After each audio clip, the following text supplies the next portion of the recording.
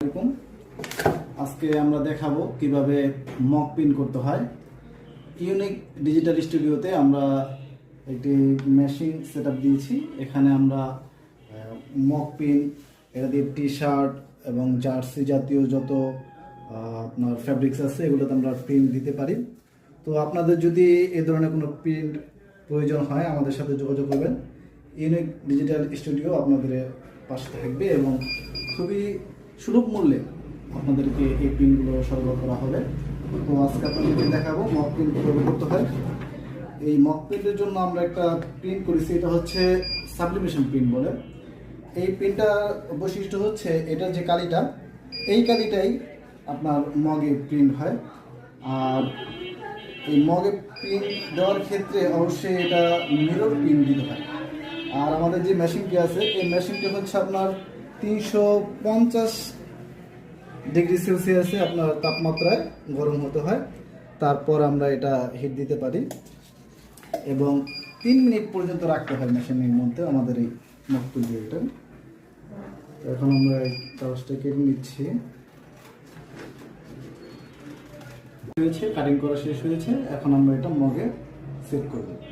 যে পাশে প্রিন্ট নাই এটা মগের উল্টো মাথা। তো এটা সেট করার জন্য আমরা আটকে দেওয়ার জন্য সাবলিমেশন আপনার কস্টিক থাকে, এই সাবলিমেশন কস্টিক দিয়ে আমরা আটকাবো এবং মাথা মেজারমেন্ট ঠিক করে দেবো।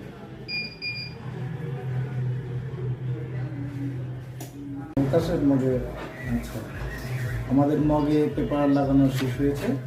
এখন আমরা এই মগটি মেশিনের ভিতরে ইন করবো। ইন করার ক্ষেত্রে এই যে আমরা দিচ্ছি 350 ডিগ্রি সেলসিয়াসে দেওয়ার পরে আমরা 3 মিনিটের জন্য মগটি রেখে দেব।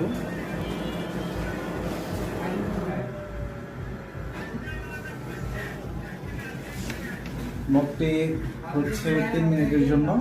3 মিনিটের হিট পাওয়ার পরে যে প্রিন্টটি দেওয়া আছে প্রিন্টটি হুবহু তার থেকে ভালো মগে এটা শো করবে। 3 মিনিট হয়ে যাওয়ার পর আমরা এখন মগটি খুলবো, মেশিন থেকে নামাবো যে কি অবস্থা আছে দেখেন। এটা কিন্তু বেশ গরম থাকে, ঠিক আছে। তো হাতায় গরম একটু কম, তো হাতায় ধরা গেল, কিন্তু এই দিকটা দেখছেন ধোঁয়া বের হচ্ছে। আর এটা রাখলাম, রাখার পরে এখন আমরা এটারে